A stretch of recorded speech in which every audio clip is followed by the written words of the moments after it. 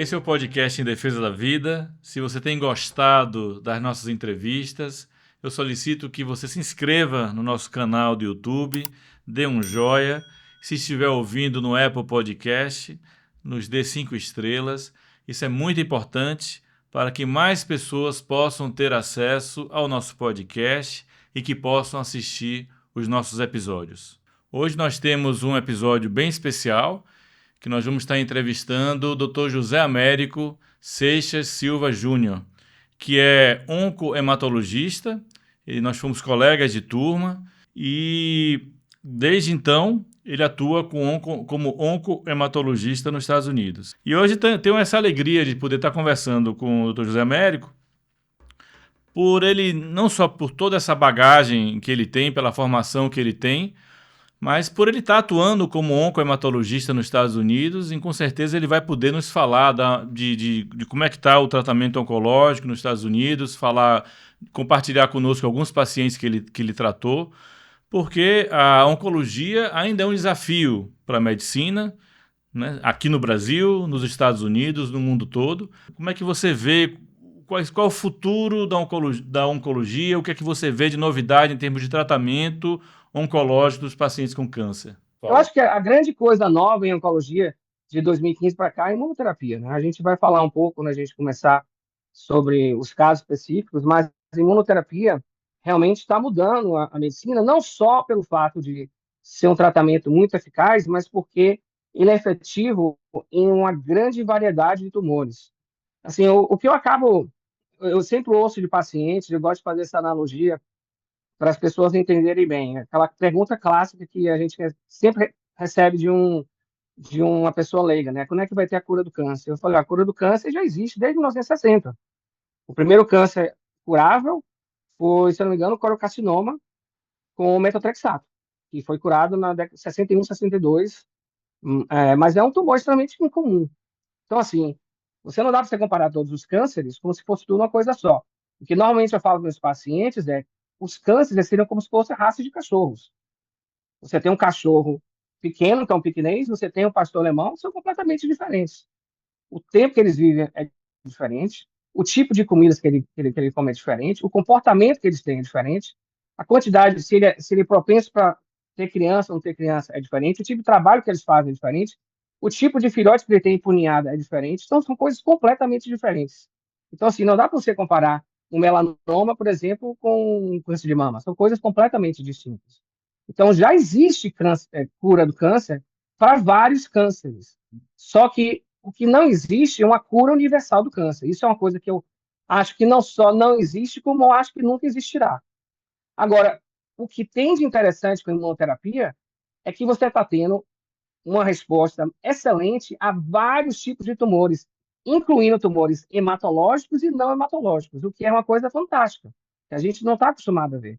Eu te dou um exemplo, por exemplo, do tratamento de leucemia mieloide crônica. O tratamento de leucemia mieloide crônica, até 99, a melhor opção que você tinha para curar um paciente com leucemia mieloide crônica era com transplante de medula óssea allogeneico. Tinha que vir de uma pessoa, de um doador extra, não ser ou um familiar ou não relacionado. Os pacientes que não podiam ser transplantados, porque ou não tinham doador, porque já eram velhos demais para receber doação, o tratamento que a gente tinha era hidroxiureia e interferon, que a sobrevida média desse tratamento era então de 50% em 5 anos. Então, metade dos pacientes em 5 anos estavam mortos. Até que se descobriu uma droga, uma tirosina quinase, uma medicação oral, extremamente tolerável, muito mais tolerável que interferon, e que hoje é muito raro você perder um paciente com câncer com leucemia mieloide crônica. Mas é um tumor raro, só existem em torno de 5 mil casos de leucemia mieloide crônica por ano nos Estados Unidos, mas que para esse tumor você tinha basicamente uma mudança completa do que fazia. A grande diferença é que esse tipo de medicação só funciona para a leucemia mieloide crônica e tem alguma variação, alguns tipos de tumor sólido, como os sarcomas gastrointestinal, os GISTs, GIST, e alguns tipos de melanoma de mucosa que podem responder esse tipo de tratamento, mas não é o mesmo tipo de resposta. Mas, assim, não era uma medicação que vai mudar a vida de 1 milhão de pacientes com câncer por ano. É uma medicação que vai ser efetiva em 5 mil casos novos por ano, entendeu? O que a gente está vendo com imunoterapia é você abre uma medicação com pembrolizumab ou nivolumab. Você tem pembrolizumab, eu sei que tem 20 indicações diferentes. Não só 20 indicações diferentes, como pelo menos 5 a 10, acho que talvez 10 a 15 tumores diferentes, mas indicações diferentes, seja em tratamento metastático, seja em tratamento adjuvante. É uma medicação que está mudando o jogo. Realmente está modificando o prognóstico desse paciente de uma forma absurda. Realmente, a grande coisa dos últimos 10 anos em oncologia tem sido, sem dúvida, a imunoterapia. Hum. E o que a gente está vendo em outras medicações são todas variações também, não só de você tentar tratar o câncer de uma forma a estimular o seu sistema imunológico, mas também como você vê mutações específicas que você pode tentar atacar para modificar o curso daquela doença. Né? É engraçado que a oncologia, eu divido a oncologia assim, em 3 etapas na história da oncologia. Na primeira etapa da oncologia, a gente tratava o paciente baseado no tipo histológico. Então, assim, se o paciente tinha um adenocarcinoma, não importava se o carcinoma era de pulmão ou de mama, mas o tratamento era a medicação XYZ. A partir da década de 70, mais ou menos 60 e 70, começou a se perceber que isso era inadequado, porque um câncer de pulmão, um adenocarcinoma de pulmão, não tinha um comportamento completamente diferente do adenocarcinoma de mama. Então, a gente passou a segunda fase, que seria tratar o tumor baseado não só na histologia do tipo celular, mas qual o órgão que estava afetando. E a partir dos anos 2000, a gente começou a ter uma coisa que é bem específica, não só a histologia, mas qual a anomalia molecular que esse tumor tem, que a gente pode, de uma forma específica, esse tumor você tratar. A gente vê muito isso em câncer de pulmão. Câncer de pulmão, a primeira mutação, quando eu falo câncer de pulmão não pequenas células, né? Então, os cânceres de pulmão são divididos assim, de uma forma genérica, em pequenas células, que estão de 15% de todos os tumores, e não pequenas células, que o tipo histológico mais comum seria o adenocarcinoma, depois as células escamosas e, por último, as células grandes, né? A gente começou a ver, em torno do início dos anos 2000, uma mutação específica que chama EGFR, EGFR, é que a gente já está acostumado a falar em inglês, acaba seria o EGFR mutation, né? Seria mutações EGFR, Epidermal Growth Factor Receptor, que é presente em 20% dos tumores de câncer de pulmão. E que os pacientes que tinham essa mutação tinham uma resposta não só excelente ao tratamento com essa medicação, com a medicação oral, superior, esses pacientes quando eram tratados com essa medicação oral versus quimioterapia se dariam melhor, tá? Mas ele tinha uma mutação, tá? Mas essa mutação depois viraram duas, na época era FEL, eram três, eram EGFR, ROS1, que seria ROS1, ROS número 1, e a ALK, ALK, essas três mutações. Hoje em dia são 7 mutações diferentes para pulmão. Você tem, além dessas três, você tem MET, RET, KRAS, NTRK. Então, o que está acontecendo é que, apesar dessas mutações são incomuns, assim, a mais comum de câncer de pulmão está em torno de 20%, mas as outras todas em torno de 3%, 4%, algumas até o NTRK seria menos de 1%. Mas quando a gente joga todos os pacientes juntos, dá em torno de um terço dos pacientes. Tá? Então, um terço dos pacientes, a gente já consegue ver que esses pacientes vão ter um prognóstico muito melhor. E isso, a gente está conseguindo ver isso em doenças diferentes. Tem leucemia aguda, que era uma doença que antigamente todo mundo recebia com o tratamento com quimioterápico, com antracíclico e a citarabina de alta dose. Hoje em dia a gente já faz testes para ver se tem alguma mutação específica que você pode beneficiar. E a gente está vendo cada vez mais, a gente continua fazendo mais pesquisa em oncologia, a gente consegue ver mais e mais targets, mais e mais alvos para a medicação que a gente pode usar, que é bem específica para aquele caso. Eu acho que aí você falou muito bem, eu acho que o tratamento está cada vez mais específico, né? Acho que o tempo vai passando e você vai identificando mesmo drogas-alvo para mutações, para alterações específicas em cada tipo de câncer. Eu acho que isso tem melhorado bastante o prognóstico dos pacientes e muitos pacientes têm vivido com o câncer, né? Em tratamento e com boa qualidade de vida, inclusive com respostas muito boas, né? Mas você tinha me falado de uns casos seus que você queria apresentar. Eu acho que seria interessante a gente falar sobre isso. Isso. Eu separei os casos, eu acho que depois a gente vai colocar na edição Isso. o videozinho aí. Eu coloquei um PET scan. O PET scan da primeira paciente, uma paciente de 35 anos. Essa é uma moça, né? Nossa, ela chama de chamar de senhora, mulher de 35 anos, 15 anos Eu maior tô do que vendo eu. aqui o PET scan, o fígado tá completamente Essa tomado aqui moça, ela tem com... ela tinha um câncer de mama, tá? Ela tinha um câncer de mama, existem três marcadores que são essenciais a gente avaliar, que são os marcadores para os receptores hormonais, estrógeno e progesterona, que a gente chama de ER e PR, isso é positivo em torno de dois terços dos casos, tá? 66%, 65% dos pacientes são ERPR positivo. E tem um outro marcador que se chama HER2, que é HER2, tá? Esse marcador é positivo em 25% dos casos. Tá? Então, a gente consegue, em câncer de mama, separar os casos, assim, grosseiramente, em uma 2x2 table, uma tabela de 2 por 2, né? Que seriam os tumores são R positivo, HER2 positivo, R positivo, HER2 negativo, R negativo, HER2 positivo, R negativo, HER2 negativo. E a grande parte da decisão de como se tratar em oncologia em câncer de mama é baseada nessa tabelinha, tá? Então, essa paciente é uma paciente que é ERPR positivo, HER2 negativo. Agora, eu vou explicar para você como é que funciona o HER2. O HER2, quando a gente faz o teste do HER2, são duas coisas que a gente testa. Primeiro, a gente testa um teste de imunohistoquímica, que é basicamente um corante, e a gente vai ver se as células pegam a marcação para esse corante, tá? E aí o patologista dá uma nota de 0 a 3. Se o tumor for 0, ele é automaticamente chamado como negativo. Se o tumor for mais 3, é fortemente positivo, ele é automaticamente positivo. Nos casos que o tumor é mais 1 ou mais 2, a gente faz um segundo teste que se chama FISH, o Fluorescence in Situ Hybridization, seria a hibridização in situ, para você ver se tem expressão do tumor, mesmo molecularmente falando, mesmo que não haja expressão na membrana da célula, tá? Então, classicamente, os pacientes que eram HER2 positivo, ou era o mais 3, ou era o paciente, o imunohistoquímico mais 3, ou o mais 1, mais 2, que vieram negativo, né, teoricamente, pela imunohistoquímica, mas confirmado positivo pela fluorescência.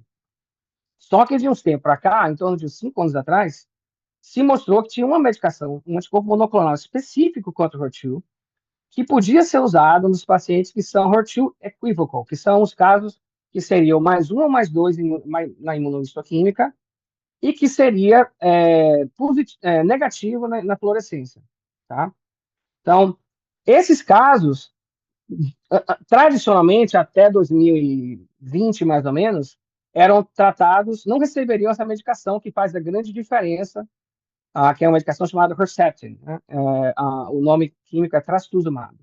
Trastuzumab é um anticorpo monoclonal contra esse receptor HER2, que faz com que a célula, você consegue ativar o anticorpo monoclonal, se conecta a essa proteína que está na parte de fora da célula, e você causa a morte celular dessa forma.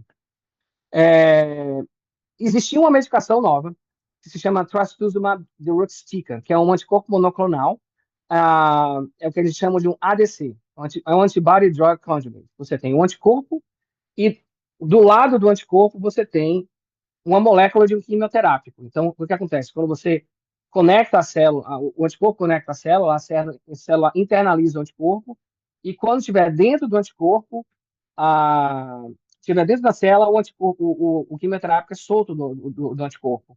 E aí causa a morte da célula. E é uma droga que é muito tóxica, que não pode ser dada sistemicamente, e a gente consegue evitar a toxicidade por causa que ela é específica às células que têm HER2 expression, que tem expressão por HER2. Então, essa droga foi aprovada inicialmente para os pacientes que eram HER2 positivo, mas, mais recentemente, também para os pacientes com HER2 equivocal, que é o caso dessa paciente. Então, essa paciente, ela foi diagnosticada em 2021, ela tinha um estadiamento avançado, estadiamento 3, era um estadiamento o mais avançado possível, sem ter metástase, tá? Ela tomou quimioterapia depois da cirurgia. Mas um ano depois de terminar a quimioterapia, ela fez quimioterapia e rádio, ela teve uma recorrência, ela foi tratada com tratamento hormonal de primeira e segunda linha, não respondeu. A gente fez um teste chamado NGS, Next Generation Sequencing, que a gente consegue, na verdade, conseguir achar essas anomalias agora, não só na biópsia, mas também no DNA circulante no sangue. Então, você consegue fazer um exame de sangue e ver se existe presença dessa mutação ou não. Em câncer de mama, existe uma mutação nova, que foi descoberta menos de 5 anos atrás, então de uns 3 ou 4 anos atrás, chama ESR1. Que se você tiver essa mutação, você pode responder a uma medicação que é também um tratamento hormonal. No Então caso você, dela, você ela fez era esse positiva, exame ela tinha nessa essa mutação. paciente, você coletou o sangue dela E periférico e tinha DNA coletamos a dessa circulante. paciente, ela veio positiva, a gente tratou, mas ela não respondeu. E depois disso, ela tomou ainda uma terceira quimioterapia, tomou 2 quimioterápicos, na verdade, 3 quimioterápicos para doença metastática e sem resposta. Mas E aí, em quarta linha, eu falei, ela já tinha esse padrão desse PET-CT que você mostrou aqui, o vídeo, com essa então, nesse hipercaptação no vídeo fígado foi todo? quando esse vídeo foi quando a gente deu para ela o nab-paclitaxel, que é um forma de quimioterapia, uma variante do quimioterápico chamado Taxol, que é o Abraxane aqui nos Estados Unidos. O nab-paclitaxel, ele usa uma nanotecnologia para colocar o Taxol, o paclitaxel, que é quimioterápico, escondido em moléculas de gordura. Então, você consegue entregar doses mais altas sem a mesma toxicidade. Então, a dose padrão do Taxol, que é o Taxol padrão, é em torno de 175 miligramas por metro quadrado, a cada 3 semanas. O nab-paclitaxel, a gente consegue dar 260 miligramas por metro quadrado. Então, a gente consegue aumentar, não quase dobrar, mas pelo menos 50% a mais da dose. E, apesar disso, ela não respondeu. Então, esse PET scan que vocês estão vendo aí, que o fígado é quase 95% Deixa eu falar aqui um pouquinho sobre o PET scan, porque tem alguns pacientes, né, que acabam que vem esse podcast, mas mas qualquer coisa você me corrija, Zé Américo. Mas o PET scan é um exame que você faz para você avaliar tecido em que você tem um hipermetabolismo. Então você acaba tendo uma capacidade de detectar é, tecido que está ávido, que tá captando glicose, que você consegue colocar um marcador, que é esse marcador que acaba aparecendo aí com essa luminosidade na imagem, nesse vídeo que vocês estão vendo, atrelado a uma molécula de glicose. Então, quanto mais o tecido está captando glicose, mais ele vai apresentar essa luminosidade, digamos assim, né? Que vai ter essa reação de hipermetabolismo. Então, células que estão se dividindo mais rapidamente são células que acabam precisando, que acabam usando mais glicose. Então, quanto mais glicose a célula está usando, mais vai ficar claro, né? Mais vai captar, mais vai mostrar hipermetabolismo. E o que a gente vê aqui nesse PET-CT é que praticamente todo o fígado da paciente estava com hipermetabolismo, né? Estava com captação pelo PET-CT, né? basicamente, quase 95% do fígado era só tumor. Eu fico até surpreso, porque a grande dificuldade nesse caso é que a maioria das vezes esse paciente tem alteração das enzimas hepáticas, né? Você Isso, tem insuficiência envolvimento grande hepática. difuso por Aham. isso. Uhum. Então, acaba que você não consegue tolerar o quimioterápico, porque a grande Isso. parte desses quimioterápicos, eles são metabolizados pelo fígado, e aí acaba virando uma bola de neve. Então, o paciente não pode tomar o quimioterápico, porque o quimioterápico causa toxicidade hepática, e porque ele não consegue tomar o quimioterápico, ele continua ficando pior. Então, existe aquela coisa do ponto de não retorno, né? De que você vira uma bola de neve que. Isso acaba limitando, de fato, o tratamento. E aí tem essa outra imagem aqui de um outro PET-CT. Quanto tempo foi depois entre os dois PET-CT? Você tem ideia, mais ou 3 meses. menos? Hã? 3 meses. Três 3 meses. meses? 3 meses. Que nesse PET-CT de controle não capta mais nada no fígado. É. Ela tem uma resposta completa no fígado. Ela estava na clínica. Eu não a vi, mas a minha nurse practitioner viu essa paciente. Eu a vi na terça-feira. Eu vi que ela estava na clínica, eu vi que a nurse practitioner estava vendo ela. Esse PET scan é se eu não me engano, junho ou julho do ano passado. Então já tem quase um ano em remissão completa. Os marcadores tumorais dela eram extremamente elevados, são praticamente normais agora, né? Então, a resposta, assim, inacreditável, Mas realmente, é ela coisa de mantém, então, a resposta? cinema. Ela mantém a Ela mantém a resposta. resposta, continua a resposta, continua a E a resposta. sua ideia é continuar com a imunoterapia, com esse tratamento por quanto tempo? Eu acho que em algum momento, a grande dificuldade é que esse trastuzumab é uma medicação que, em torno de 4 a 10% dos pacientes, pode dar uma toxicidade cardíaca. Então, a gente tem que ficar fazendo o HER2, quando você inibe o HER2, o que acontece é que ele é responsável também na autorregeneração do miócito, da célula do cardíaca do coração. Então, quando a célula cardíaca ele tem um certo tipo de dano, por oxidação mesmo, por processo de envelhecimento, normalmente você tem forma de regenerar o músculo. Só que essa regeneração ela é impedida por esse tipo de medicação.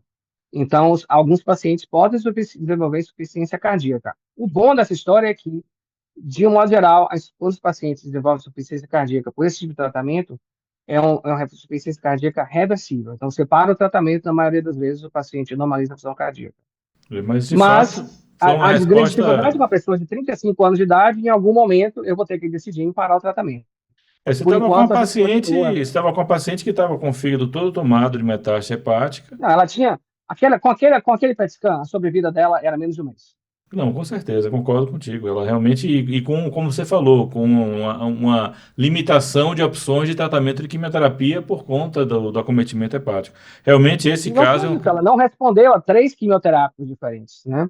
É aquela coisa que eu falo para os pacientes, assim, uma das coisas que eu tive essa discussão com um outro paciente ontem, esse outro paciente, que eu não vou falar em detalhes sobre ele, mas é um senhor que tem um câncer de colo reto, e que não respondeu à quimioterapia tradicional, e as medicações que eu tenho disponível para ele hoje, que não seriam experimentais, são medicações orais, inibidores da tirosina quinase contra o VEGF, que seria o Stivarga ou o Funkintinib.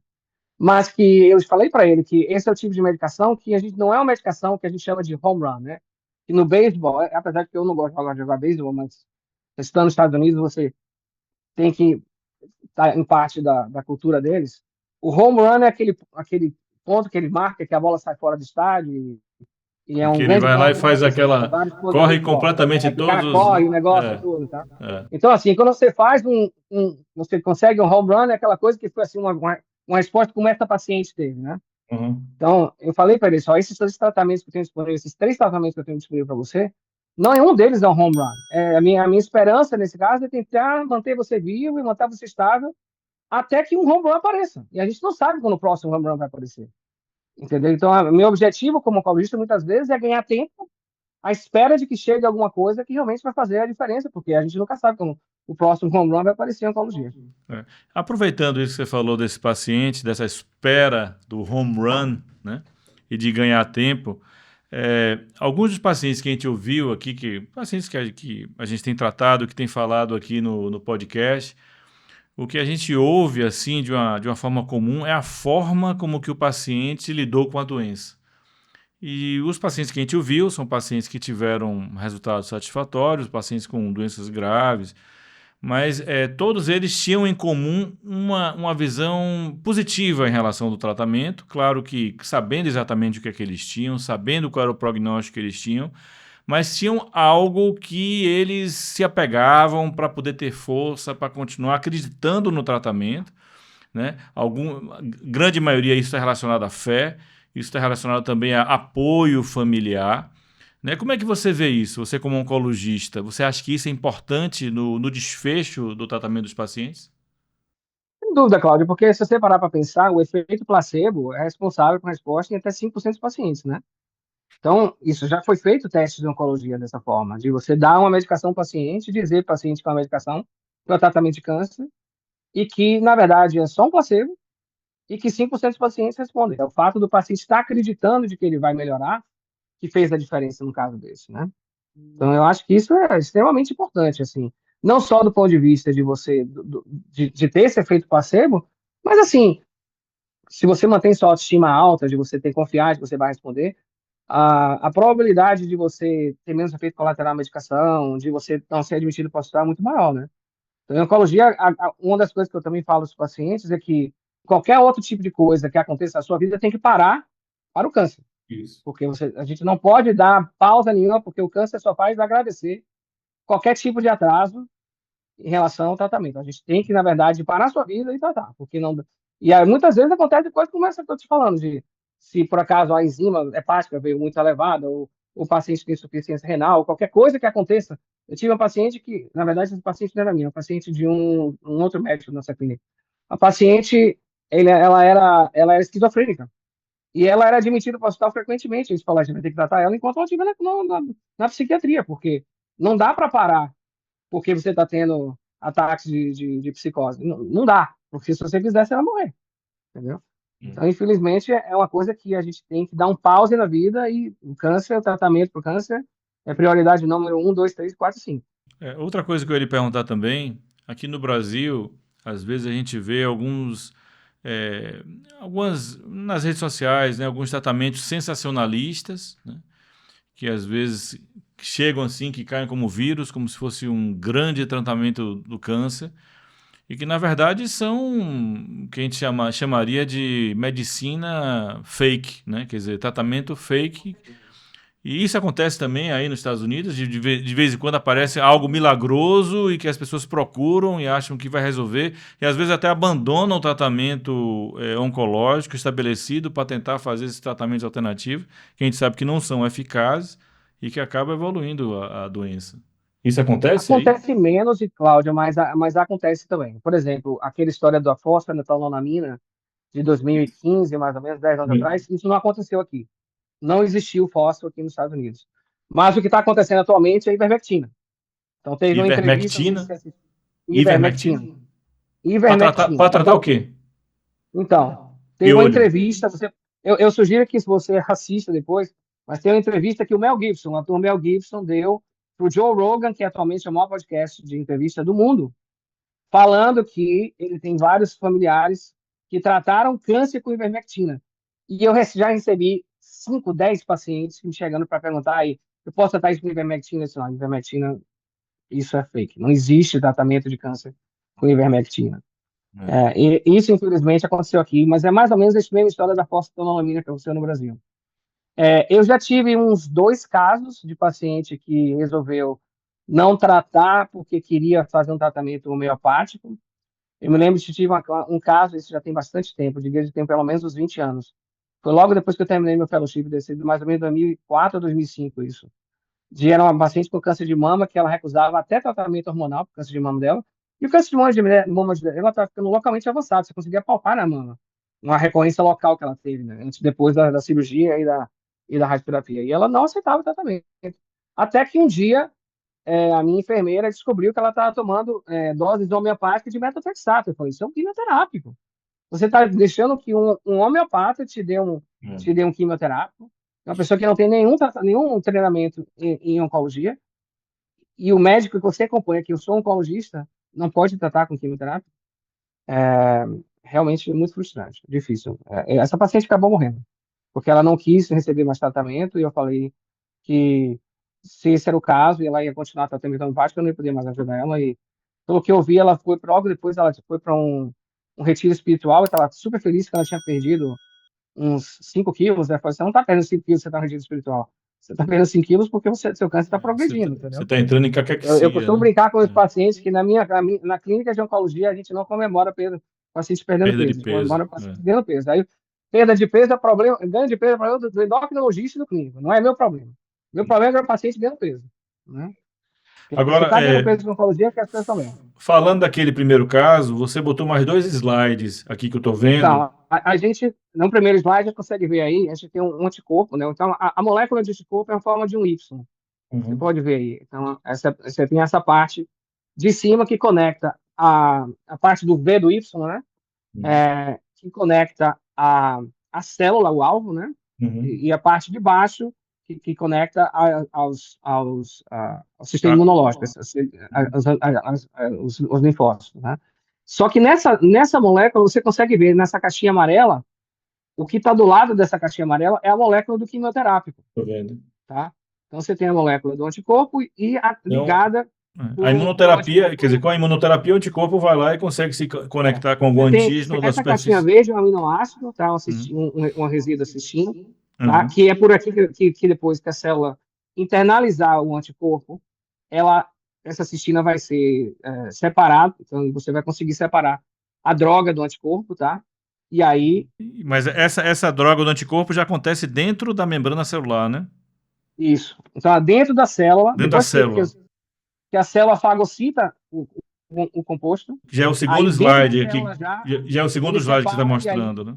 lá dentro ele faz a tumorálise, né, a morte tumoral. Muito interessante. Esse tipo de tratamento tá disponível aqui no Brasil, Zé?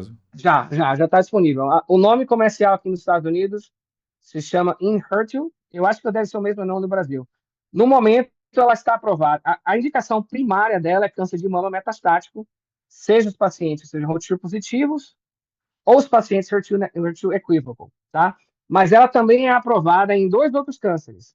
Mais comumente, 10% dos pacientes com tumor de estômago e junção gastroesofágica tem HER2 positivo. Então, se você tiver um tumor que é HER2 positivo, nesse caso, equívoco não serve. Tem que ser o equívoco, a aprovação para equívoco é só para câncer de mama. Então, HER2 positivo para estômago e junção gastroesofágica e também para câncer de pulmão. Em torno de 3%, se eu não me engano, dos pacientes com câncer de pulmão tem HER2 expression. E eu não lembro se o Enhertu está aprovado para câncer de cólon também, mas eu sei que existe um percentual pequeno, mas significante de pacientes com câncer de cólon que também tem a expressão de HER2 e poderia, teoricamente, se beneficiar dessa droga também. Muita informação interessante. Vamos estar terminando esse episódio agora, mas vai ter continuação. No próximo episódio, que vamos continuar com essa entrevista com o Dr. José Américo.